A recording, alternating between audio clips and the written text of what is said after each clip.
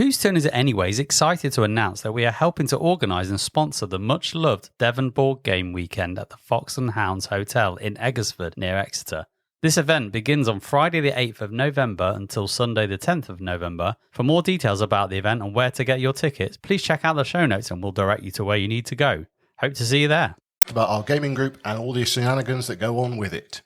Joining me today, we have the ever-present, effervescent cult leader himself, JP. Howdy there. The T-Dog himself, Tambo. How do, Stu? And everybody's favourite compact cue ball of joy, Rob. Hello. Please do not adjust your sets. This is not a normal broadcast. They have rather foolishly allowed me to do a guest episode. My name is Stewart. Today we are going to be talking about solo gaming, and that's why there are 4 of us. I'd just like to say welcome, Stu. This kind of came about because we were talking and I got accosted by Stu as to why we haven't done a single player sort of game topic. So I said, well, why don't you do it yourself? Which you foolishly agreed, which we know that you're regretting massively. Oh, yeah. But obviously, this is a bit of an experiment. This is a bit of a different episode. So we're kind of treating it as an expansion. But obviously, if it goes well, it might be a way of kind of bringing other listeners in to kind of join us and talk about subjects that they specifically want to talk about. So if you like it, let us know, and we'll sort of go from there. But in the meantime, welcome, Stu. Cheers, mate. Yeah, welcome to the podcast, mate. Stu's been a long-time supporter of the pod. Obviously, he's been part of the gaming group probably since day dot. No, it's probably 3-4 years? Yeah. Because JP and I worked together, and we didn't know each other did board games for a while. No. So Like that dirty little secret that he Yeah. Do you? Yeah, I do. Do you? Yeah. Ooh, cool. Do you want to buy some meeples? Yeah. Do you want to play a game with me? So obviously you've supported the podcast from day one with your questions, comments, everything. You're so engaging with everything that we do, and we're incredibly grateful. So we thought, well, rather than you shouting at me for doing stuff that you want to do, you can just do it yourself. I'm sure you can equally cock it up just as well as we can. I have been practicing all week, and no, it's great to have the opportunity. And I am living proof there is a bottom of the barrel, and you are now listening to it. You'll find that you'll probably be elevated among many of us on the podcast of just being awesome. What if there's a public outcry that like Stu's on and we're all off? Yeah, like, this is like Premier League where somebody might actually get relegated. Yeah, and if you're listening, players, then you might need to step your game up. I'm just saying.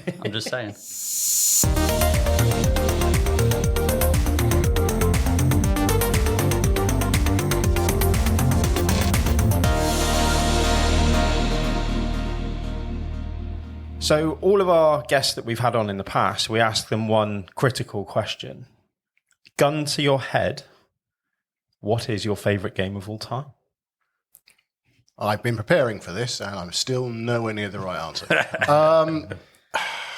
I think I would have to go with my gut, and it's always still Tricerion. Darwin's Journey's coming up close. I'm playing a lot of that on BGA at the moment, but Tricerion is still probably the one I'd always latch on to. Yeah. I've never played it, and I really should. Do you call them wizards or magicians? Only when Curly tells me to annoy you. Oh. And it does. It pisses me off. It pisses me off. What, magicians and wizards and spells? Yeah. Wizards and spells and Tricerion. He does it because he knows it F's me right up. I do the other way around to annoy Curly. That's why. Touche. Yeah, it doesn't say much, but you know. No, I have to say it because he's like, he winds me up. So if you're listening, Curly, sod you. It's wizards. And spells.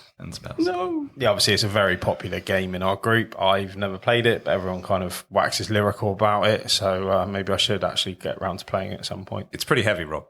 I've leveled up, T. Okay. Yeah, leveled up. I can vouch for his levelling up. I mean, he's moved past Catan. No. Only just, but I'm getting there. I thought it was Catan Junior. Yeah, little pirate. Why do you have to let people know that? I felt like I'm big boy. I'm big boy. I'm proper Catan now. And kind of, how did you get into the hobby, Stu? Is it something that kind of snuck its way into your life, or were you kind of inducted into a cult like we were? No, the cult came later. JP is quite a force majeure when it comes to that sort of thing. But no, I mean, when I was a kid, it was Risk and the M word. Then later on, all the Talisman, there were a lot of Talisman expansions, stuff like that. We did that. Did a little bit of D&D in my time. And then it kind of went away and computer games came in. was doing all that. And then my son Josh, not your Josh, put me on to Will Wheaton's Tabletop YouTube channel. What a channel. And that got me right into the hobby. And that got me into all the games I'd never even heard of. I forgot that existed. Yeah, even the types of games you never really played. Started building my collection from there. And then by chance, I think I came across you guys chatting about your gaming group. And I sort of shared a picture of my collection. And that's how I got into the group. And then it's been no backward steps since then. Yeah, that's usually the entry fee, isn't it? Like, we'll show you yours and we'll show you mine. I mean, collections. Definitely. Yeah, you need to state that for the people listening. Absolutely. Although the other is true. We're a friendly bunch. A little over-friendly sometimes.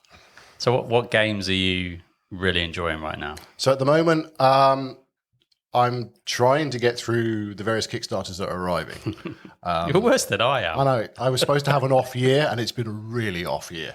But at the moment, I did have Nucleum out ready to play, and then realised I was going on holiday and wouldn't do it, so packed it away. I'm playing Darwin's Journey on BGA a lot at the moment. Yeah. And I'm probably going to go with the Barcelona expansion comes out. I get it on Friday, and I'll get that out and play the solo on that because I haven't done the solo for yet. So that'll be the next one. But I need to get to Nucleum. I want to play that. Having played that with you the other night, I would definitely want to get that out for the solo mode. And then I might be going back to Lacerda in a minute. You'll boomerang back. You always do. Can you hear that? What? It's Curly throwing up. That's weird. He's not even in the room. So thanks for that, mate. With that, we will hand back to you and we can go through the topic that you want to talk about. You know what? I'm really excited because none of us actually kind of know what's coming. Yes, which is a weird one, isn't it? Weird. Yeah. We usually plan all this, so we have an idea. So we're actually weirdly the guests. That's a struggle to believe some days that we actually plan some of this stuff. We do plan. Yeah, it's very different, and I like it. It is. I like it. Bring it on, Stu. What you got? So, the topic for today's episode is solo gaming. And first of all, to say that we're not experts on all the different types of solo games, all the different genres out there. This is just a chat about the solo games we play, because within our group, it's quite a small core of us who actually do the different types of solo games. I think we probably covered off most of them within our group at this stage. And I just wanted to have a conversation about why people solo game, how you get into it. I mean, I know my journey, and obviously we'll talk about that in a minute. But I think I'm going to start with JP simply because, you are probably the loudest proponent of solo gaming in our group. Just the loudest, full stop. Most annoying person in the world. But when did you start, or why did you start solo gaming? And do you remember your first one? Oh, God. Should have prepared that answer, shouldn't I? I remember Anachrony's the one that sticks out. Yeah. Because I had that pretty early on in my gaming life. Obviously, when I kind of had my resurgence back into the board gaming hobby, I remember having it out for pretty much a whole week, just doing solo over and over and over and over again. And I've been wanting to play it for a long time. And you know how hard it is to get people around the bloody table. And I just want to play it. And obviously David Turtsey he designs some epic solo modes. And trying to get your head around that one is a lot of work. But when you crack it, it's actually a really good experience. But that's the one that sticks out. It's probably not my first, but it's the one that's most memorable. Yeah. And it just, I felt, wow, like that's an experience that you can have just, at the table where it's just you talking to yourself for about 3 hours and gibbering and people looking, walking past the dining room going, is he all right? Because you're literally just having this crisis of just, literally talking. Well, I can do this, but I'm going to do, oh no, I can't do that. Nah. But so I think that's the one of the first ones, like proper meaty ones. That's what, comes to mind. That's a pretty deep end. It is. First go. Yeah, but you know what I'm like? I like my heavy games anyway. And I think like in the early days, a lot of the games I had didn't really have solo mode. So I think my first game was XCOM. And you could play that by yourself, but you have to play all 4 roles, right? It's quite stressful enough for one. I was going to say, that sounds horrible. Didn't really fancy that one. Next was like Game of Thrones. If you ever do that, can you video it? Because it would be hilarious. Can't anymore. I don't have it. But Game of Thrones, again, can't really play that solo. And Manchester Madness, first edition, can't really play that solo. No. And so a lot of them just didn't have it. So, yeah, I think as we kind of move forward, Anachrony's the one that sticks out. Cool. Thanks for that. That's right. Talking of Mansions, so T-Dog, isn't that one you soloed? I have soloed Mansions. It wasn't my first one, though. Okay. My first one was actually Terraform Mars. Ooh. Yeah, because when I went to play it around yours, JP's first. Do it again. Yeah. When I went around to JP's to play it first, I played it, I loved it. So I went out and bought my own copy. It was a knockoff copy, crap copy, but I got it. And then I put it on the board, and that's what I first played solo. So that was my first experience solo. It was good fun, very hard on your own. Terraform Mars. Yeah. You have to like terraform Mars in a certain time, and it's just horrible. But you soon learn that you got to just concentrate on not worry about your engine, just run up, just build, just concentrate on terraforming, so getting the oxygen in, getting your heat up as much as you can. So you don't really do an engine building time a game, you just pump into that. But it was good, and I played that a few times. But generally when I play solo games is if I want to learn a game. If I bought a game and it's got a solo mode, I'll play it to learn the rules. That's one of the main reasons I play solo. But then I find out actually how good it is. So Terraform Mars is my first one. I have played Mansions on its own, but you just control two characters, so it's not really a solo. Dual-handed, yeah. It's just an action game, so it's not take your actions and stuff. But yeah, do like good solo games. Play a lot. Cool. Roberto. For me, it was lockdown. It was the fact that we couldn't get together and play games. So it was like I needed that itch. We all played Champions online. We played it with camera setups and we all had our own hands, and it worked well for what it was. But forgot we did that. Yeah, and for me, it was such a weird time and such a miserable time. I was like, do you know what? I just want a little bit of happiness in my life. So I popped open Descent and did it, dual wielding. But that was my first time I've set up a board game and played it on my own, and found out that I actually thoroughly enjoyed it. So for me, that it was Descent, and I didn't play it seriously. I created like really ridiculously overpowered characters and just ran through dungeons slaughtering everything. But that's kind of what I wanted to do. But a little bit since then, like T said, if I want to learn a game, I'll happily play it solo to kind of figure it out. And that pressure is, if I cock the rules up, if that first playthrough isn't as well oiled as what you expect a game night to be, it doesn't matter. It's only my time. So yeah, for me, if a game's got a solo mode, I'd much prefer to play it solo before I book in a game night, so that I can kind of get the gist of kind of how it all works. Mm-hmm. Mm-hmm. Yeah, I think most people are probably similar. For me it was. For years I would roll my eyes every time JP banged on about a solo mode. I just didn't get it. I didn't understand, because I just assumed it was, two-handed. But if you know what you've got in your hands, the whole concept of automas and bots and AIs was, I'd never even encountered that in a board game. So I didn't get it. And every time we saw a Kickstarter with a solo mode, I went, why? Who cares? And then I got to the point where it was Legacies by Brookspun Games that I'd had on my shelf for like 18 months since the Kickstarter had arrived. And I needed to play it. I'd offered to play it with the group. I didn't know how to play it. So I two-handed it and then solo played it to learn the game, like you do, T. And then it just kind of clicked. And then I looked at my shelf and go, right, what else can I play? So Agricola came off the shelf. Scythe, that's a light bot. Yes. On that one. And then I just literally it was then an opportunity just to play games I didn't have time to play in the group, or I wasn't just going to get to the table. And I think the other thing for me is, if you're doing it solo and you've got the space at home, it goes out, it stays out, and you can just come back to it. Or not work and do it instead. We'll take the afternoon off. No one in my work listens to this, so we're fine on that score. But yeah, so I think most journeys seem to be the same. It's either you want to play the games or you're trying to learn games. The only downside to solo is a lot of the solo modes do change some of the gameplay. So learn it can be a little bit tricky. Yes. Some of them kind of have to. Yeah. Because it just doesn't work. The fact that you've got another mode to be able to play that game with, especially if sometimes I just want to be on my own, but I want to play the game. Yeah. It's like, not that I don't want to hang out with any of you guys, it's that I just don't want anybody in my space at the minute. I need to completely decompress, kind of take a step back.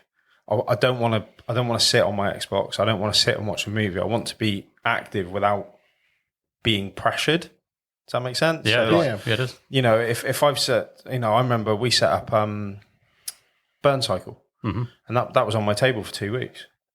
Like, you know, and it's like just come back and I'd do like an hour, you know, hour and a half or whatever, and then think, oh, cool, I'll finish that tomorrow, and then kind of come back to it in stages. So for me, it's that kind of, you know, when I want to play a game, but I don't necessarily want to spend. You know, I'm not in the headspace to be around people. I just need that downtime. Yeah. Yeah, and I mean, I think for me as well, I don't know how you guys find it, but a lot of the games we play, you do need to kind of pay attention to what the other players are doing. And I've just about got the attention span to pay attention to what I'm doing. So when you're solo play, although you've got to run the bot and you do need to see what's going on, you're completely focused on your turn. And you are talking to yourself endlessly. Yes. I think it's mandatory for solo play. There is a rule that says you will dictate your entire turn. Yes, to no one. Then you have to then switch it off when you do multiplayer, so you're not telling everybody what you're trying to do. But it is one of the weird facets. I'd never realised how much I would talk to myself until I started solo gaming. Yeah. It is very, very bizarre. And it's like a reaffirmation to make sure you're doing things right as well. And even when the bot's turn, I find myself narrating, right, so they pulled this card, right, that means this is going to go over there. They're going to collect that. You bastard, you've collected that. I was going to collect that. And yeah, you end up with this inner turmoil of nonsense, which is good. It's good fun. Yeah. No, it is enjoyable. And I think for me, I mean, I don't buy games now that don't have a solo mode. I mean, I don't know if any of you guys buy games specifically because they've got a solo mode or don't buy games because they don't. It's more of a kind of seals the deal kind of thing. If there's a game that I'm interested in and I think, if I'm not 100% sure on if I want to pull the trigger or not, the thing that can swing it for me is that it's got a good, not even a good, like a fairly decent solo mode will kind of swing it for me. It's not something I look for, but if it's there, then yeah. If you know, if I'm 80%, I'm interested in this game, and it's got a solo, like yeah, it's probably going in my collection.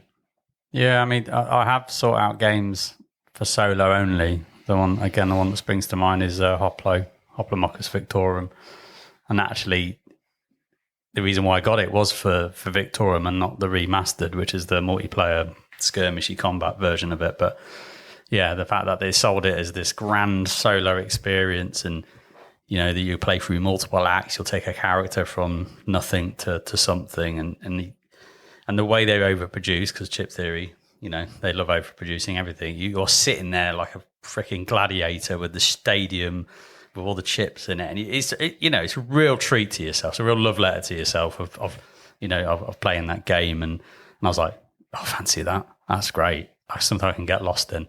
Now, the irony is I probably haven't played it as much as I should have. That's not because it's not good. It's just it's the time investment of actually getting through a whole entire 4-act game. It's quite a lot. But yeah, I do seek some games after they're solo only. I'm like, yeah, I'm up for that. I'm down with that. You can go through a bit of a phase sometimes, don't you? Where you're just like, you know what? I'm busy. Everybody just go away and let me game. But it's that reason you said, Rob. I think it is sometimes I just, you know, had a busy day at work, or I'm just not mentally ready to kind of host a group of people around the house, you know, and but I want a game. So it kind of then scratches the itch and go, okay, I'll play solo and I can just kind of get the same vibe and the same experience, and I don't have to kind of deal with the social side. So sometimes I'm like that, but you know, I'm quite a social person anyway. So it's quite rare, but there are times I'm like, I just don't want to deal with it. Thank you. I'll just game on my own. That's great. And for listeners, social equals annoying. They know. They listen to me. What about you, T? Because I'm with you, Stuart. I actually do look for solo play on games, generally. I mean, I don't think I've got one game that has 2 players, or 2 games in my collection that you have to have 2 players. Most of mine are solo play. I'm also a theory of like, if I don't get the table, if I've got solo play, I'm going to get the table. So I'm going to get the money's worth as well, because you're going to play it. Because I can play it. I'm not waiting for other people to play it. So I can always get the money's worth on that side. But I do look for solo play, yes. Yeah. It's definitely a seller for me. I think that's a fair point, actually, because, I mean, we do spend a lot of money on this hobby. And this hobby has got ridiculously expensive over the years, and overproduced on a lot of games. Mm-hmm. But if you can play it solo as well, you're not reliant on finding people who want to play it, people who like the games, or fitting in around everybody's work life socials. You can just get your money's worth of those games. Yeah, definitely. And I think that is a definite advantage. So it's, for me, it's a must now. There are games I'd like to buy, but I won't because there's not a solo mode. Yeah. And I'm not big on fan made, but we'll talk about those in a bit. Yep. Right then. I'd like to we'll talk about a bit more about the solo modes and the different types there are now. And first of all, I would just like to shout out to Adam Richards at Punchboard. I did crib. He's got a couple of articles on his site about solo modes and the different types. So I have cribbed that. So thank you for those, Adam. You should check his site out. Good guy. Good dude. We did an episode with Adam, I think it was a couple of years ago now, punchboard.co.uk. Check it out. It's awesome. Really, really good guy. And we were worried. What game did we play at the weekend? At the gaming weekend with him? Lorenzo. That's the one. Yeah. And we were like, oh, we better rein it in a bit. Yeah. And within about 30 seconds, we were like, no, he's going to fit right over us. We don't need to rein anything in. He's fine. One of us. See, now Lorenzo's a game I wish had a decent solo mode. Correct. That is a bit of a blow for me because I'd really like to get that. Yeah. Anyway, sticking on topic. So we talked about solo modes. Now, again, we're not all experts. We're not, across every single thing. But in terms of broadly speaking, you've got solitaire games. So these are one-player count games that you're designed purely for you to play on your own. Mm-hmm. Then we've got your sort of beat your own score type solo modes, which are really just you playing the game and against a timer or a clock or something to try and beat your own score. It kind of says what it does. Then you've got the automas and the AIs, and they are different things, whether they're quite simply driven things to either get in your way or block things off, to full-blown AIs that are trying to replicate other players. And then on top of that, you've also got things like campaign automas where you've just got this legacy playing through multiple scenarios. I mean, Hoplo's got a bit of that in terms of sort of campaign mode, in terms of solo. So I suppose the first question is, we'll start with T-Dog. What's your preferred solo mode? I would definitely say AI, because that's generally what I've got, to be honest. It's AI-driven games. So, yeah, I think because they normally, the ones I've played all got like a little stack of card decks, and you shuffle them, and they can all have different turns. And my favourite one is Outer Rim, because the AI on that, with the expansion, you can actually have two AIs at the same time. And so you've actually theoretically got a 3-player game on your own, which I find really cool. And it's really simple. You just turn their card, do their actions, and it's that simple. So, yeah, I think AI is my most favourite. Definitely. I don't like the beat your own score thing. I don't really go for that. I played Starship Captains on my own, and that is literally you get your best score, and then you look at the back of the book and what score you've got. You give you a little phrase. You say, well done. Well done. You're extremely good captain. Yeah. You've just crashed a ship. You're shit. Or something like that. Pardon. Did you not see the asteroid? Yeah. Muppet. Yeah. So it's that was like, it's good fun in the solo, but then there was a bit, you don't feel really achieved anything. But yeah, they're a bit like one and done. I know, the one and done kind of thing. Yeah, interesting enough, talking of beat your own score, I'm not a fan, and it actually killed Uwe games for me. Yeah, because that's all they are. Yeah. They're all beat your own score. I had a Agricola, I tried it at Expo, loved it, bought it, played it, and then went, nah. See, my only experience of that game is 2-player, and I loved it at 2-player. There was kind of left your own devices, weren't they? Which is, I think the whole point of that game is contention. But I loved you not being in my way for a game. It was actually quite nice. Like, nobody was bothering me. I was just doing my own thing. It was great. It was peaceful. It was friendly Agricola. It was lovely. I had a great time. Happily building a farm together. It was great. And this has suddenly turned into a therapy session. So go on then, Rob. Your preferred? Well, the whole beat your own score mechanic, I like the idea of it, but I tend not to pay attention to it about halfway through. And just like The Witcher is kind of, you have to defeat the game in so many turns. Well, that game went on for 2 days for me because it was so overpowered, and I just enjoyed hunting monsters. So, it was kind of, defeat the game in 12 turns or whatever, and I'm like on turn 36 having a blast. So I don't want to. I kind of get a bit lost with that. But to be honest, most of my games are app-driven.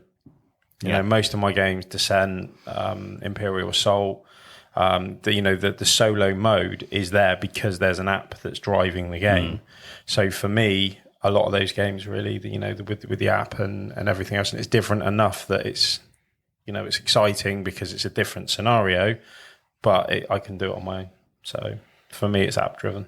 So app-driven and what? And more like scenario-based? Yeah. Yeah. More RPG kind of Narrative. Yeah, narrative, story-driven. Shock. Yeah, I know that's surprising for a lot of people, but that's really. me. It kind of makes sense because a lot of those games are co-op based. And I know you like co-op, so... I mean, technically, you're dual wielding. In some cases, you're dual wielding. I think Descent, you can just have a single character, the new one. Yeah. But yeah, that's the games that I enjoy, and the fact that you can play them with other people is, for me, a bonus. Billy bonus. Yeah. Go on then, JP. Yeah, I think the Ultimas are the ones that I tend to enjoy, and... Yeah, there's loads of them out there. I mean, David Turtsey, I've mentioned a lot of his. I do enjoy. Some of them are a lot of work. And to try and learn a game and learn a solo for a heavy game, it's quite a tough ask because you're like, oh, I've got to learn the game. I don't even know how the game works, let alone how the solo works. So yeah, it depends. Not all of them, not all of his are like that. Some of them are quite streamlined. But I have to give a special nod, though, to a beat your own score in Voidfall. Oh, good. I got it Voidfall. in. I slipped it in. Just anything to do with that game. But for a beat your own score, which is essentially what it is, it's like you play easy, normal, and hard, right? So you got to get over, 60 points, 100 points, or whatever it is. And it does twist the game up. So it does feel different because you're going through these events and things like that. But essentially, you're just beating a score. But it's great. It doesn't feel like an Uwe where you play the game and you go, I got 67 points. Now, what did it tell me? Yeah, you did well. A bit like what you said about Starship Captains too. But yeah, it just feels different, even though it is a beat your own score. So I don't know how the hell they've done it, but it actually is more engaging than maybe it should be. But yeah, so I give a special nod to that. But generally, AI decks, Ultimas, things like that are just more interesting.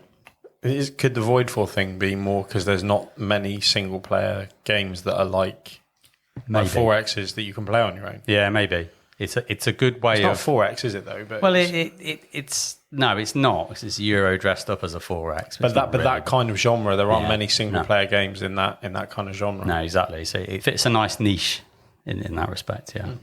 I just changed the subject. We played Voidfall, the co-op, and that's beat your own score or beat the AI score. Yes, it's the same as solo. Same, exactly the same. And I really enjoyed it because you're there in the first round, you're thinking, how the hell am I going to get that score? Yeah. And then suddenly it's all coming and it's all going, oh yeah, and it's a big achievement at the end of that game when you get it. It's exactly. fun. Yeah. But I agree with that. The journey to get to there is satisfying. So when you actually get there, you go, I earned that. And you've had the game, and it's not just like the game's standing still. It's reacting to you and it's doing, the events that come out, you have to weave in and out of them. And so it's a bit more interesting than play the game, see how high you get. It's actually play the game, it's going to stab you along the way. And if you can survive that and beat it, well done. So it's quite good. It's going to stab you and you're going to smile about it. I love it. Love it. You've just been kicked in the face. Yeah. Well done. Yeah. How do you feel? I mean, but that is an interesting nuance because, we've talked broadly about, the different types that are out there. But each one of those has got a nuance to it. And I said Voidfall is such a huge game anyway. This is rapidly turning. If you're doing a drinking game at home, please stop because Voidfall's on about its seventh reference. It's not just beat your own score. Like you said, you're doing the whole game and the outcome is what the outcome is. But to me, that doesn't feel like the kind of beat your own scores I've only ever played, which is, you've got 15 turns to do all these actions. What did you get at the end of it? And maybe the AI has blocked a few things off in the process. Because, Anno 1800's kind of the base solo play for that one is just, it's a time deck. You just play the game until you've done it. So you are just playing it. And that is fairly limiting. So I must admit, I don't like beat your own score because I've not experienced something like a Voidfall scenario where it's a little bit more than just go through 15 turns of motion. Yeah. So it's interesting. I think that's the thing is there are always twists coming and new versions. Scythe's AI was like the heaviest I'd ever done at that point. And probably still is because all the placement rules around where the AI is going to go and the fact you can have multiple decks. Why you'd want to do that to yourself. Most solo games are 2-player and I usually come third. So that's how good I am at these things. I don't want to play with more of them. But yeah, it just feels like the more the game interacts with you, it's not necessary. It's not a beat your own score anymore. But it's doing things to you and forcing you to make decisions away from just I've got a plan for 15 turns and that's what I'm going to do. Yeah, exactly. You can't. You can't just rinse and repeat the same strategy because it will change, just like a player would. So it's that player simulation. That's what you're after. So it's kind of like, can't have the multiplayer experience, but it's as close as I'm going to get. Without actually having to touch people. Well, having to talk to people or look at them. Yeah. You just got to look at a deck of cards usually. Yeah. But the good thing about Scythe, I found that with Scythe when I first started to learn the solo. And I think that was mainly around lockdown as well, for the same reason. I had just the itch to play Scythe. I'm like, I have to learn the solo now. But I had an app, or still have an app, Scythe Kick. Yeah. And that was great because it's literally, you just tell it what the placement is on the map. And then you press the button and it's like, here's the card. And it goes, that goes there. Okay, that goes there. Uh-huh. And it just literally, it interprets the cards and movement for you. As long as you keep the placement of everything up to date, which sometimes you forget, then it just streamlines on purpose. it. Yeah. Oh, whoops. Oh, have I not done that? But it does streamline it to the point where this is some of the downsides of solos. I don't know if you're going to get to this, Stuart, so apologies. But if you ultimate decks are too complicated, it takes you out of your own game to try and run it. And therefore you're kind of like, well, I want to play my game, but now I'm to look at a flow chart. Well, it depends if it does this and then that. And then if then yes, no, all that. And you're like, oh, right, what was I doing again? Oh yeah, get wood. So yeah, for me, if I was playing like that other deck, like you were talking about, if it's too complicated, I'd be like, no, fuck this, I'm out. It's too much. Yeah, I'm doing it for fun. I'm not doing it for like a really intense challenge. So yeah, if it's too heavy, I'd lose interest pretty quickly. Mm-hmm. All right, so we all talked. So has everybody used an app at some stage for solo play? Yeah. Here.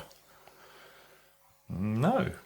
Not Mansions. Well, Mansions is always on an app. I don't class that as a solo. That is part of the gameplay, isn't it? Yeah. Okay. Yeah, you have to. Well, second edition, you have to use it. You have to use the app. Yeah. So I don't really class that. No, I don't think I've had an. So you're just a normal deck of cards. Yeah, it's like, yeah.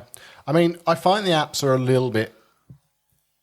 They're good, and they are also a bit different. I mean, Scythe, I haven't actually used the app properly because I keep forgetting to do things with it, and then I've set up and go, oh, I should have told it that by now. Oh, I can't be bothered. Yeah, in it.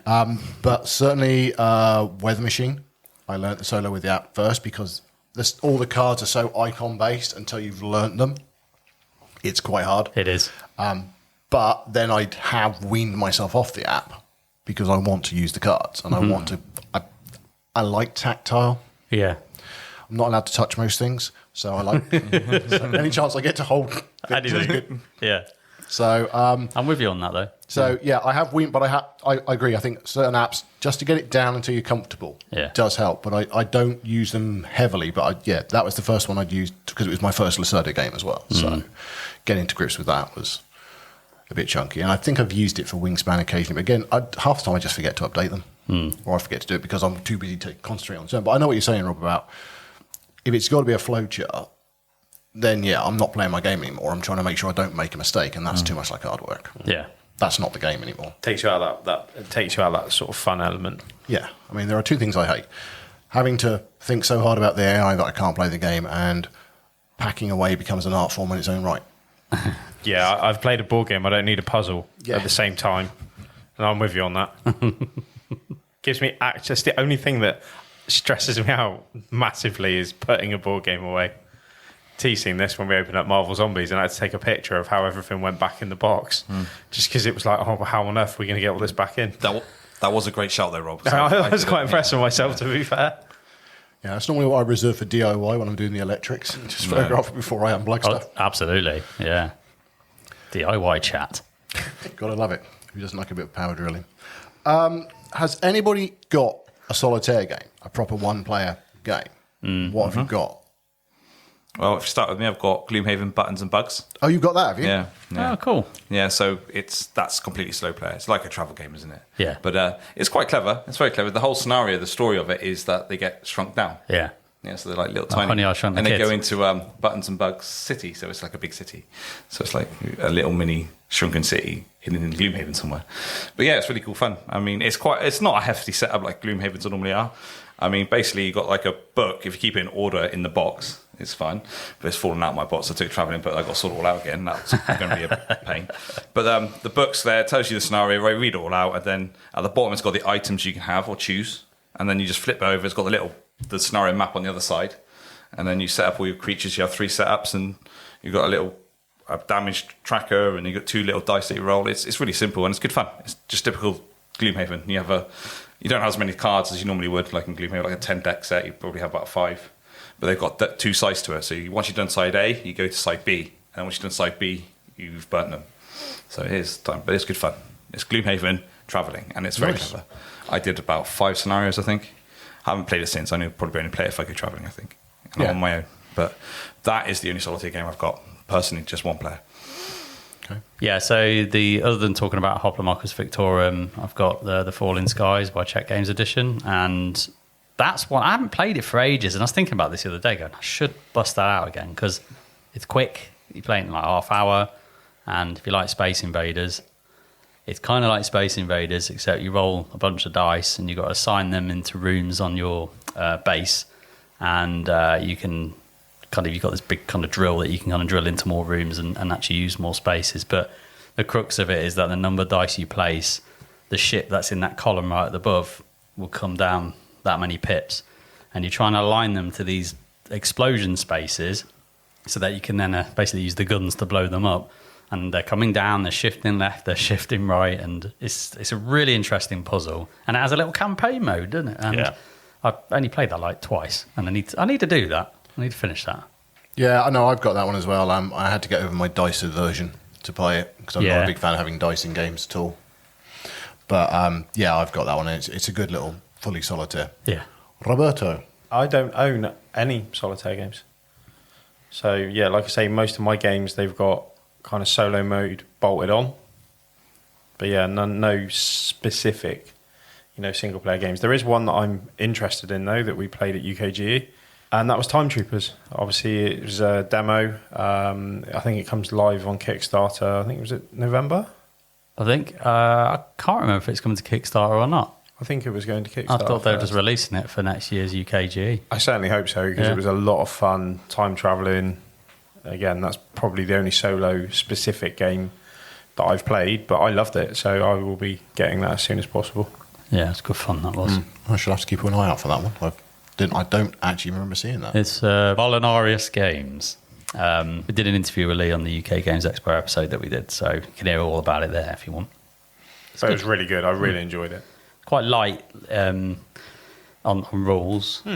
Quick setup, shuffle a couple of cards, and you're in. So, the barrier to entry is that they designed it so that you could play it while your other half watches an episode of something on telly, and then you're kind of done. So it's kind of like that time of, it's not an all evening experience, but not everyone wants to solo game for like 2 or 3 hours, right? So it's just that nice midway. It wasn't like episodic, but there were different eras in time that you go through. So obviously that hour slot was roughly while you're in one time zone, and then when you come back, you'll be in a different time zone, continuing kind of the thread. So yeah, for me, it was really interesting. Cool. And is it a big table presence, or is it really compact? No. Just like your standard card game, really. Oh, okay. Yeah. But yeah, so for me, I don't own any yet, but I will do soon. Watch this space. Yeah, so Falling Skies is the only purely solitaire game I've got. And I must admit, I've looked at things like Final Girl and Coffee Roaster and stuff, but it's not enough. I mean, I enjoy the solo modes on the multiplayer games I've got. And obviously, like the Lacerda ones, Imperium Horizons, and the collection to late. I mean, to me, that's a game that feels like it is a solo game. Yeah. I know it's not designed as a solo game per se. I agree with you, though. But yeah. I think well, out of all my plays of the Imperium system, that's the Classics, Legends, and Horizons, I played it solo a hell of a lot more, and that is my top. I think it is my number 1 solo game of all time, that one, because it's crunchy as hell. It gives me that you know what I mean, that kind of like feeling of I've played a bloody game here tonight, and you'll know if you played Imperium before. And the bot system in it is so easy to run for a Tertsy design. It's just, you got the card, you flip the card, you tell what it is, do that thing, good, next. And it's just, you flow through it like really easily, and it's just fast. Well, I say fast. It's not fast, but it's faster than a 2 or 3 player game for sure. So you can kind of crack through it in 90 minutes if you know what you're doing. So yeah, I love it. I love that game. Yeah, I mean, I think that probably leads on to sort of the next question of, are there games you prefer to play solo? So, T, is there one you'd rather play solo than not? I can't believe it's Terraforming Mars, because that is an absolute bastard of a solo mode. Definitely not that one. I don't think so, to be honest. I'd rather play it with other people most of the time. On all the games I've played solo. No. I play Marvel Champions loads on my own. Yeah. I would sometimes say there's some villains I'd rather play on my own than with other people, because they get harder. But I can't think of a game that I would say I would rather play it on my own. No, I'm sorry, Stu. No, that's fine. All the multiplayer games I've got, I personally think they're better with other people. But I do enjoy them on the solo, but I don't prefer to set up just to play on my own and then think, I'll always just play this because it's much better. No. Yeah, but I think that goes back to your point, doesn't it? That solo is another way of playing games you enjoy, but your preference is still for the multiplayer experience. Yes. So, yeah. Rob Dog? Yeah, the same for me, really. I guess the only thing that's different is kind of my personal headspace that I'm in at that time. Yeah. Do you know what I mean? If I want to play Too Many Bones just for the drinking game, if anybody's... Sure. Yeah. Yep. I didn't say it. I've not said it. If it's a Saturday, like morning, 11 a.m. and I've got nothing to do that day, I think, do you know what? I'll just get out Bones. Take me a good couple of hours, happy days. But I mean, if we had something on, if it was later on and people were coming over, I said, then happily play something else with them as opposed to playing that on my own. But it's a hell of a lot quicker on your own as well. Yeah. So, that element of it is like, I want to play Bones, but I don't want to sit there for 5-6 hours. Some cases, I think actually, do you know what, I'll just play on my own. So yeah, it's more kind of my headspace and where I'm at when I want to play a game. But I'd rather play the majority of the games that I own as multiplayer. Yeah. So there's not a game you go, actually, I don't like it when I play with other people. No, not at all. Mrs. Rob is listening. Apparently he's got too much time on his hands at weekends. Find some stuff for him to do. She's good. She ain't listening to this. No, that's fair enough. That's true. She has stated that she listened to the first 3 and went, no thanks. This is not for me. First 3, that's quite good. She got through 3, yeah. That's the rule of thumb for most TV shows. You have to watch the first 3 episodes before you bin it off. Bear in mind, Rob's wife does not like gaming. Full stop. It doesn't matter what version or medium it is, right? Or anything. Same with mine. Anything to do with geek culture in general, she's not into. She's not into it. Not unless Chris Hemsworth is in it. She don't really want to know. No. He could be though, couldn't he? Which is fine, because then I don't have to think about her when I'm buying board games, so it's all good. Fair enough. Yeah. Match made in heaven. Yeah, pretty much. So, solo modes for multiplayer games. They do tend to, obviously, solos, first thing they do is cheat a lot when they're playing against them. Yeah. But are there solo modes that you feel substantially change a game from the multiplayer experience? So I think the obvious example is probably something like Arc Nova. So the base solo modes... A little bit of Tambo soul just left his body. And the mere mention of that game. Stay with me, T. Stay with me, T. You're on. I zoned out. Sorry. Yeah. But I mean, Arc Nova has a base, effectively a timer. You've got like X number of goes to do something. But one of the biggest problems with it is it doesn't cycle through the market row enough. The cards aren't moving through enough like you would get in a multiplayer experience. And that does impact your ability to play the game the way it should be done. And I know the Arno bot has come along and is a much better version of that. And I mean, I've got a very light game called Botany, which is about Victorian plant hunters.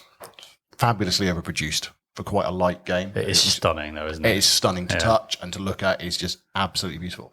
But it's basically a pick up and delivery game. You've got a hand of cards of flowers and they're on different locations in the map and you've just got to travel there and manage your money to make sure you don't run out of money while you're in an expedition. You come back, you put your flowers in your garden, that generates more income, increases your prestige, and it's just the first 1 to 12 points of prestige does it.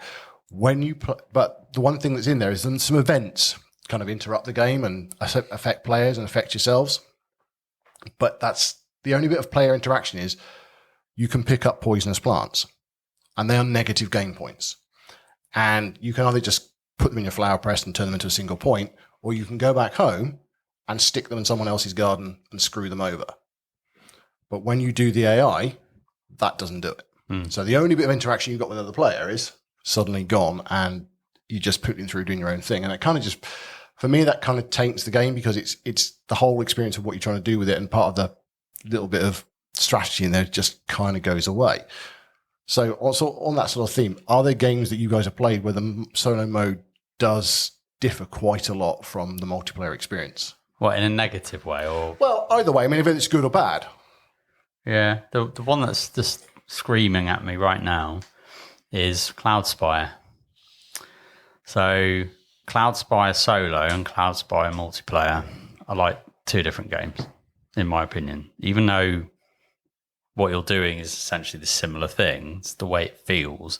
In solo play, it's a puzzle, and you're just trying to crack the puzzle. And you've got a bunch of scenarios, there's loads of them, and you're like, right, how am I going to get my head around this? What am I, what's the scenario wanting me to do? And you'll do it, and you go, damn, that didn't work. Let's try again. Damn, that didn't work. And then when you crack it, and you're like, God, I feel like a genius. And you do, you get to the end and go, Jesus, either that or I was cheating. But you just feel like, yes. You're only cheating if you get caught. And it's just a different vibe to the multiplayer where, it's basically me versus you, trying to outthink you and do all that kind of stuff. But yeah, solo is just it's like that solitaire puzzle that you're trying to crack through in that rule set. And yeah, it just feels different in a good way. And actually, it's probably a game, to answer your previous question, that I would prefer to play solo. So okay. yeah, so it's, that's the only one I can think of. I know there's more. Yeah, I mean, T, obviously you like your multiplayer and you play solo because you can. Is there a solo mode that changes the game a lot? I played Great Western Trail New Zealand on solo. Pretty much. And I find that the solo play is very hard, because what he gets to do, so basically the AI gets to put a disc out at the end of when you get to you sell your sheep, and the amount of money you get, you put the discs out to get your VPs. But the AI does it anyway, so it doesn't matter what he's doing. He gets to that point, he's putting the disc out twice, or I think it's one disc out all the time. So his VPs are going to go up and up and up. When I first played it, I made a mistake and I forgot to do that. When I reread the rules and I played it a second time, I did it and he doubled my score. So it's like really hard. So I think when you play with other people, they might not have a good round, or they might not do as well. So you might get that when you play other people, but the AI will not falter. So it makes it really, really hard. It's a good point, isn't it? It's like they don't go, whoops, I made a mistake. Yeah. They literally go, I'm going to hammer this strategy till it comes home, and you just got to keep up. That's right. And the other thing on Great Western Trail as well, if you put buildings out, you get more movement, which can slow the game up. The AI just moves loads. So he doesn't really flop out buildings. He's got one card that flops out a building, and that's if it happens. And then so it can go really quickly as well. So it doesn't slow the game up. So when you play with other people, the game can last a lot longer and have more fun. But with the AI, it's just fast all the time. So that's one game I think that hits me. That affects quite a lot. So would you consider that a good solo mode, or it is just different? For me personally, no, I don't like a solo mode where it's really hard and I can't see how I'm going to beat it. I say someone like Curly, who can really think out good engines and stuff, he might be able to beat the AI. For me, at the moment, I can't do it. Since I played the rule right, I've not been able to beat the AI. He wouldn't beat the solo mode because he wouldn't play it. No, he wouldn't play it. That's true. But I'm just saying, for me, myself, no, it does put me off a little bit if the AI is too hard. And that is the easy. I mean, the harder mode for Great Western Trails, they start off with 2 more extra discs out on the VP track already. So when they're putting the extra one out, it's already further up. So that's how it makes it harder. So the easy mode, I can't even do. So it's like, So it's a big put off, that one. Yeah, I know what you mean. There are some solo modes you just think, what am I even doing here? Why am I playing this? But also in the back of your head, they designed it, so they must be able to beat it. Yeah. And you're thinking, how? But how shit am I, basically? Is it that there's a certain strategy or series of strategies that will work in solo play that you've not found yet? Or...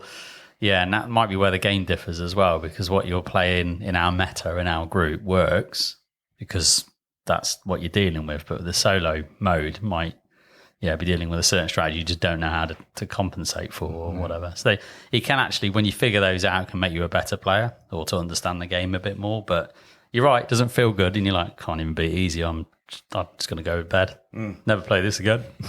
What about you, Rob? For me, not really, because of the types of games that I play. For me, it's the fun element. You know, it scratches an itch, but it doesn't give you the full experience. So for me, I'd much rather play my games with other people because that enhances the experience of the game. So I mean, it makes the game better. The solo mode's fine, but it's the enjoyment around the table. And I've said that from day one. For me, it's the interactions around the table that make a game for me. So no, to be honest, I've like I say, the solo mode for me scratches an itch. It'll pass the time. It serves a purpose. But I'd much rather play with I'd much rather play a game with other people. Unless it's Scythe. Yeah. And again, it's a good game. It's just not for me. How diplomatic of you, Rob. Well, I'm trying to be. You're growing up. It. Yeah, but just because I don't enjoy it doesn't mean it's I know a shit game or anything like that. Because I think there's there's very different people out there. And definitely. For a lot of people who don't have a gaming group, for example, the solo mode might be the only way they get to experience that game full stop. Mm-hmm. So the fact that you have got bolt-on single-player modes, they might not be, like I say, the full experience, but they might be enough to see whether it's worth investing more time and getting... But I think it's important that games have that solo player or one-player mode because out there in the hobby, and I think it's getting better actually, but, rewind 5 years ago, there's a bit of stigma attached to certain people in the hobby going, well, you solo game? Well, you're not a real gamer. And that's obviously bullshit. But, and I think it's a lot more accepted now. Like, if you only play solo and that's your entertainment, you're as much of a gamer as anybody else, in my opinion. 100%. And, you probably play more games than anyone. Yeah, I think you are playing more because you just got to book yourself in for a night and off you go, haven't you? But I still think it's massively important. And I see it as the same thing as if you were sitting down to sit on your Xbox or computer or whatever. It's the same thing. It's escapism. It's entertainment. I want to reading escape. A book. It's that kind of solo task. Exactly. It's good. It's good for you. It's good for the soul. Anyway, rant over. This message has been brought to you by JP. It does annoy me because you go on threads and thought forums, which is always a bad idea. That's your worst. That's a bad idea, isn't it? But some people, God, you think gatekeeper attitude? Just shut up. Honestly, let people do what they want to do, man. It's fine. If you will go on the internet, we have told you about that. Yeah, there's way better sites to go to than the threads about board games. Well, one of our friends, Mark Dainty, does Not Board Gaming, right? And he does solo only. That's all he does. He review game solo modes and things like that. Yeah. And he did a video on it a few years ago. It's stuck in my brain about some comments people were making, and he just broke it all down. It's just absolutely stupid what people can come up with. So yeah, just want to. It's a solo episode. I want to bring it up, and so if you do solo, you're welcome. Yeah, absolutely. I mean, I've watched that episode as well because I found it very interesting that. I mean, like I said, I gave you a bit of stick in the early days about solo mode, mostly because I just don't really need a reason to, but it was nice to have one. But yeah, I didn't understand solo mode. I didn't understand what it was for. But now I totally get it. And it is a legitimate way to play games. And like we said, it's an opportunity to play games more than you could do because we've all got busy lives. We've all got things we need to do. Getting our game groups together. I mean, this group does a huge job of getting a lot of games to the table. I mean, it's a ridiculous amount of games. I mean, some of you really need to get lives. But there are a huge number of games available for us to play. So I would say this is probably quite unusual for a gaming group to have so many opportunities to play games together.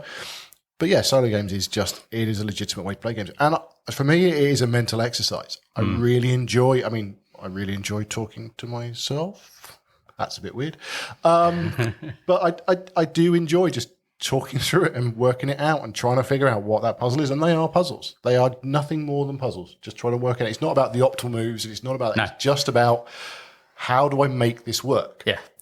How do I get my combos? And because you've got the time to think and you're not battling other people, you're not trying to watch what someone else is doing. Pressure's you off. can just focus on it. And getting a nice little combo move when it's just high-fiving yourself. It's self-five. Boom. But also the same thing when you make a mistake.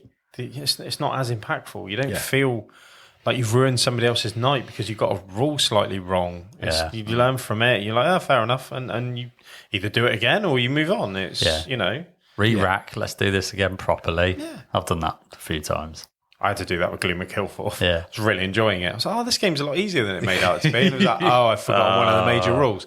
Crap. Yeah, going to have to play it again now. Yeah, exactly. Yeah, we've all done it. Yeah, I mean, I think, I've done it. It's like, I forgot to do that one, or I forgot to move that, or take that coin, or flip that token. So, Which, if you're going to an event and it's a learning game, fair enough. yeah. But if you're going to a game and you're expecting even a competitive kind of environment, and there's a rule that breaks the game, it's funny and you laugh about it for years, but it is ultimately a little bit disheartening when you've invested quite a bit of time into a game. You've gone, crap, everything I did was null and void. But when you're on your own, there's none of that pressure. There's none of that. You laugh about it to yourself and you move on. You don't give it a second thought. At least I don't, anyway. And like I say, if I'm not cheating at a game, I'm not trying to win hard enough. So, as we keep telling you. But the thing is, if I cheat myself, I'm okay with that. If I'm in that mood, if I want to play around with the game and think, actually, do you know what would have happened if I did this? Like I say, I'm not going to. Mad, is it? I'm not going to beat myself up about it. It's your game. Whatever. Yeah, exactly. Yeah. Play it however you want. Yeah, I mean, I don't. When we play multiplayer games, because I don't play them as often as you guys, I don't like the idea that I'm handing someone else victory just because I'm making mistakes or doing something. And obviously with solo mode, you don't have to worry about that. I've never won yet, so I don't worry about it. I don't believe you. You must have won one. Yeah, but I think I got a move wrong. So forget about that. A win's a win, baby. Take the win when no one's looking. So moving on, because we're getting sort of to the end of the questions now.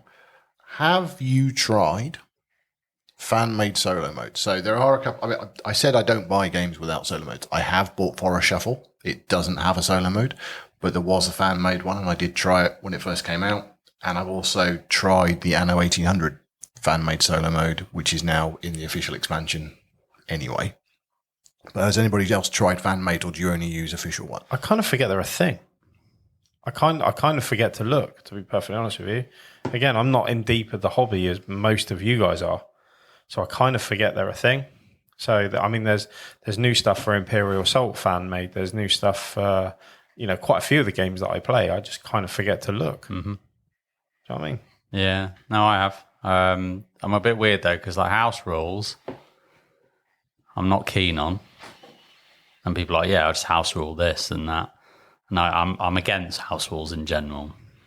But fan-made solo modes are different. So it's kind of like, well, it's just someone coming up with a solution to maybe something that doesn't exist, or maybe it's an improvement upon the base, solo. So weirdly, you're talking about Agricola. There is a fan-made app that simulates someone else on the board blocking and doing all of that. And I much preferred that than the standard solo mode, because it's literally, like you say, here's the amount of turns, do what you can. At least with this, you feel like there's some logic that is trying to block you or get in your way and all that kind of stuff. So that was quite a fun experience. When I wanted to scratch that Agricola itch, but I thought I just don't want to do the solo beat score thing. But yeah, no, I'm up for it. I think wasn't Arno, when you talk about Arnova, that Arno was a fan made, or is a fan made, which has now been quite widely accepted in the community and the hobby space. And I think even Terraforming Mars had a fan made solo bot, which is now officially a product that you can buy.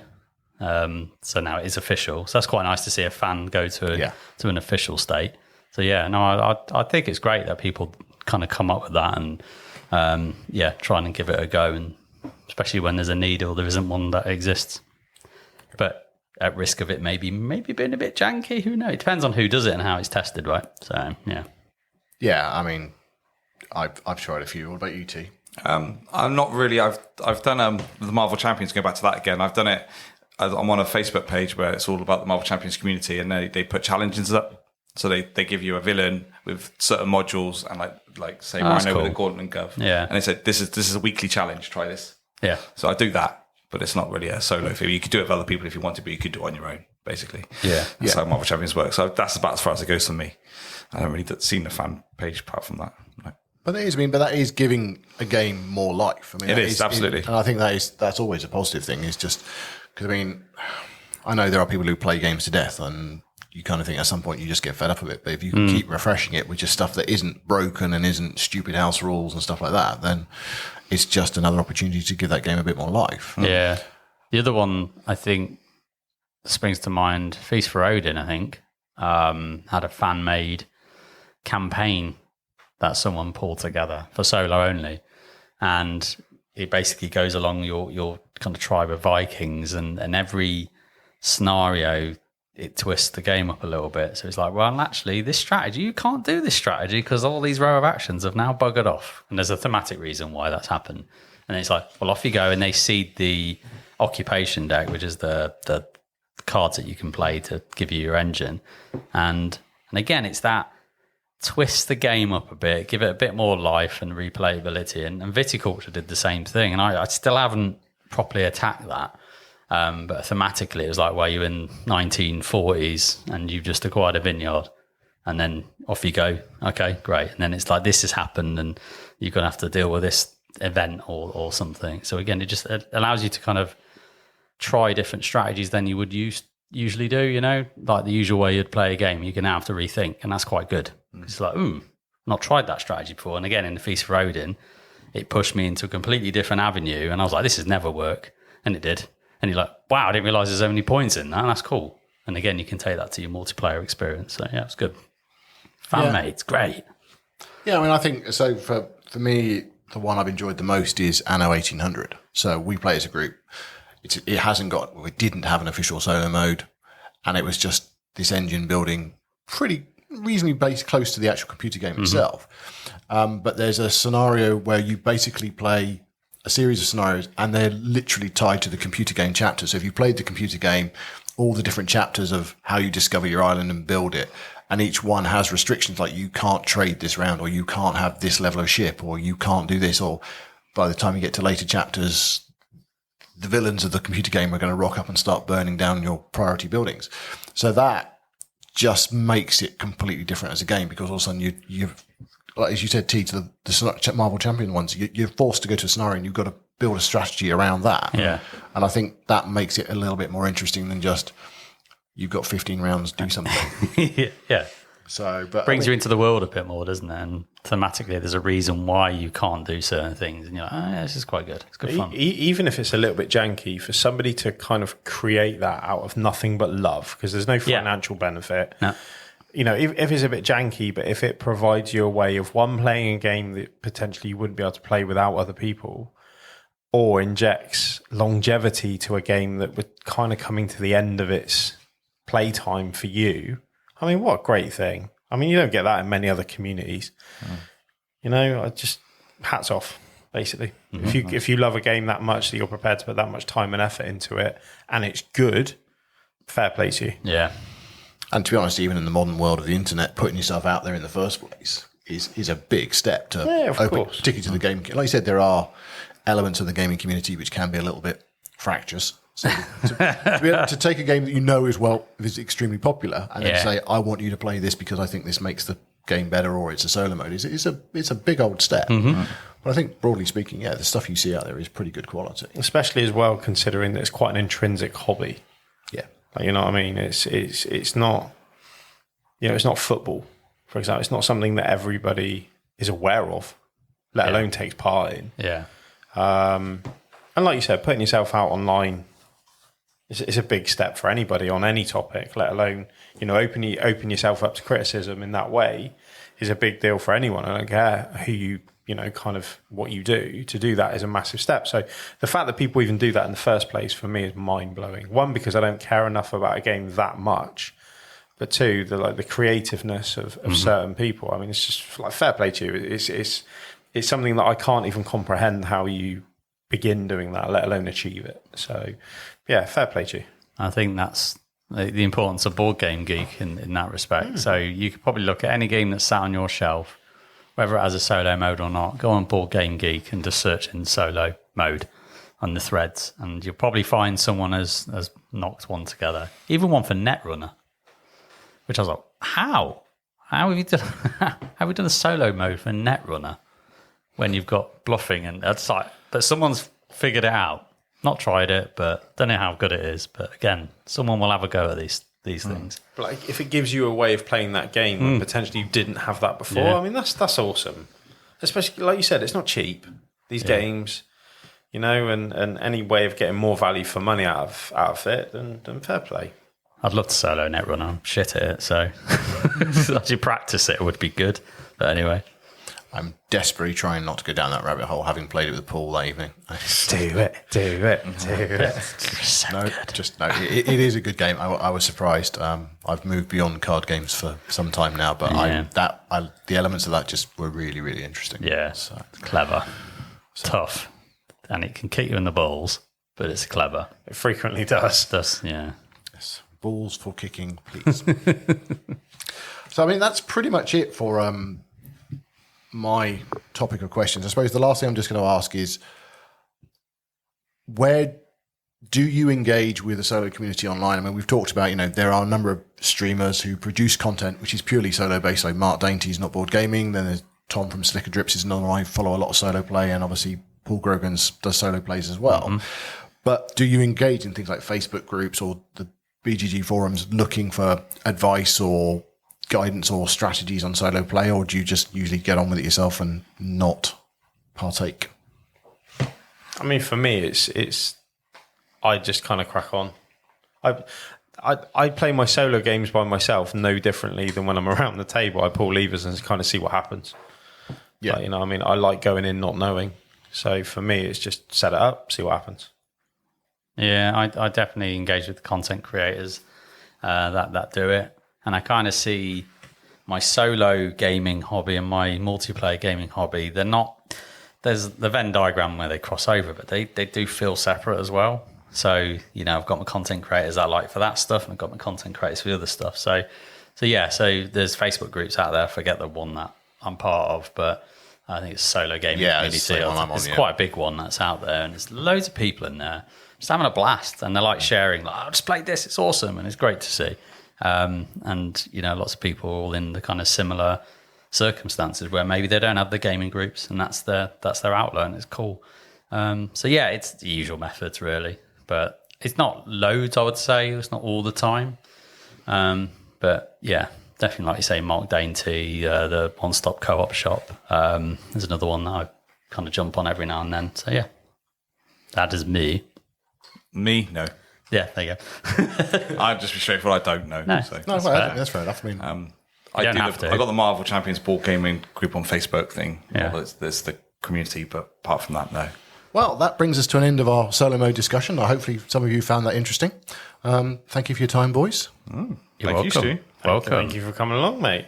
Considering you were dreading it so much, I thought you did a wonderful job. It's good to talk about it. Like we don't bring this topic up enough, I think, in our normal episodes, hence why you've been knocking on the door. And yeah, it's just good to have the opportunity to just chat solo, isn't it? But also from another point of view that we haven't had around the table. Yeah, true. Like, a different point of view. And I think that's what makes our gaming group so good, is that there are so many different opinions and so many different points of view. So to get a new one is felt, to be honest, it's felt pretty refreshing.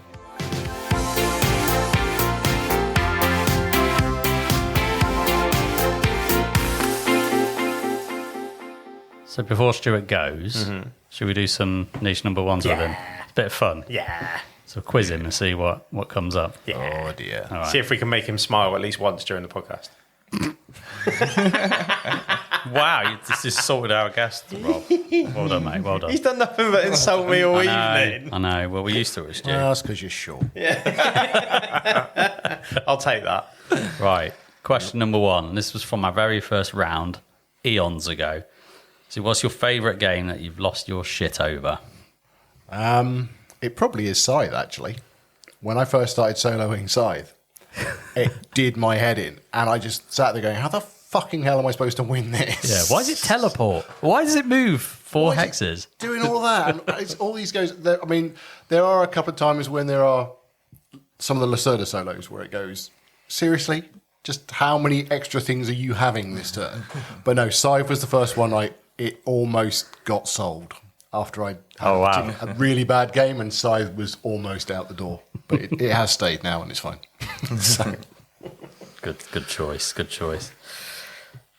What's your favourite game that you were reluctant to play just because of the way it looks, its art, its presentation, but then obviously when you played it, you was like, oh, surprised. No, I don't know. I got pretty games. I like pretty games. That's a problem. I do like pretty games. Seattle, rebuilding Seattle. It's quite bland. It looks a bit basic for a Tetris game. I do love it. Yeah. But it's not a looker. I mean, we're talking two-bagger. A 10 to 2er. Yeah. It's an old reference from when I was young. All right, cool. Okay, so the final question is, what is your favourite game that you should sell, but you just can't bring yourself to do it?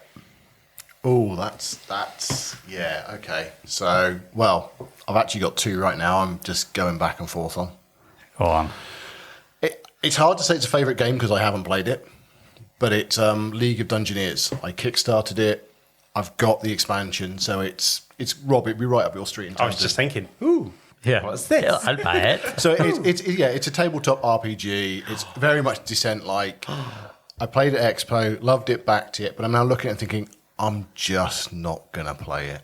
Oh. Does it have a solo mode? Yeah, it does. But I'm just looking, there's so much in the box. It's just insane. Please wipe your mic off, Rob. And I'm just thinking it will probably have to go because I can't justify having it on the shelf and not playing it when I've got other games I will play more readily, unfortunately. So it's not a favourite game, but it's a game that I wanted really badly. I went all in on the Kickstarters, but I just don't think I'm going to play it now. And it kind of breaks my heart, but it's probably going to go. Can I ask potentially a new niche number one question? Go on, slip it in. And the question, go on. Are you in? What would be the game that if you could go back and play it for the first time again, which game would that be? Like, you know, and knowing now how good it is, you wish you could go back and experience it for the first time. It's a good question. That is a good question, actually.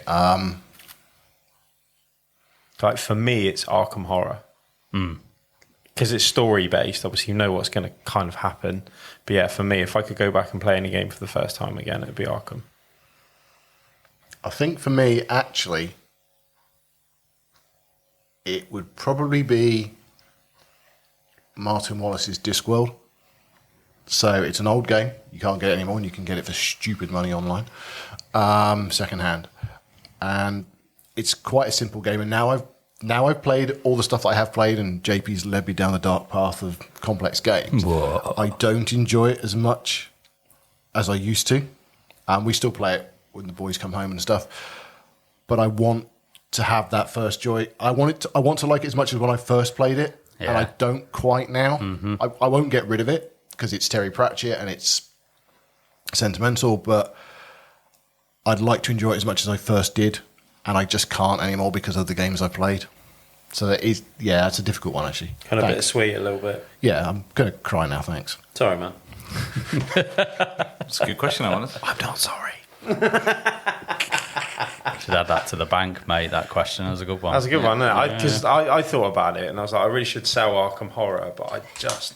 It led from that question. Yeah. Like, do you know what? I really should get rid of it, but I just can't quite bring myself to do it. Yeah. Even though I know that if I play it again, it's a different experience, completely different. But I really want it to be.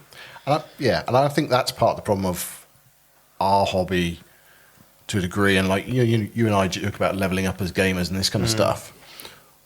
The more games we play, the more complex, the heavier, the more interesting, the more varied. Those first loves do lose their luster. Yeah. The first time we played Battlestar blew my fucking mind. Yeah. First time we played it, I was like, "This isn't a board game. This is an experience."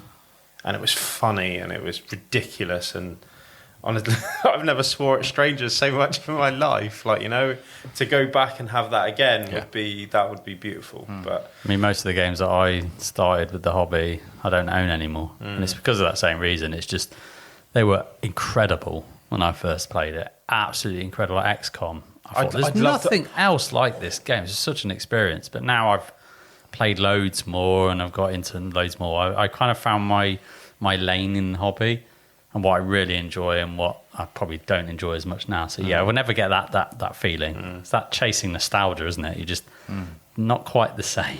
So no, I think that about wraps it up, Stuart, and to say a massive thank you for joining us this evening. It's always good to see you, and for this experimental expansion pack episode where, who knows, we might get some more listeners as guests on in the future. We'll see how it goes. But no, look, thank you for listening to the show. If you enjoyed the show, then please like, subscribe, and do all of the lovely things that just makes us feel warm and fuzzy inside. And if you want to support the show, we have Ko-fi, which is Ko-fi, and you can support us and make sure that we can keep producing content and keep getting the equipment that we need and just keep growing this great podcast that we're all a part of and that we love to do. You can get engaged with the show as well. All our details are in the show notes and, email, socials, all that lovely stuff. But all that's left to say is, whose turn is it? Stu's turn. Stu's turn is it anyway, baby.